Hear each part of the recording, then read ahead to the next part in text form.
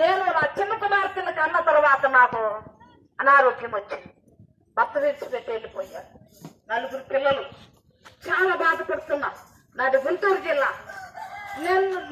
నన్ను వివాహం చేసుకున్న వ్యక్తి నన్ను నెల్లూరులో వదిలేసి వేరే ఆమెతో వెళ్ళిపోయారు. అనారోగ్యం, 4 పిల్లలు.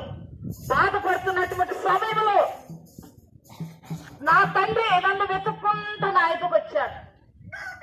నన్ను పలుమార్లు పిలిచాడు. నన్ను తిరస్కరించాను, కాదన్నాను.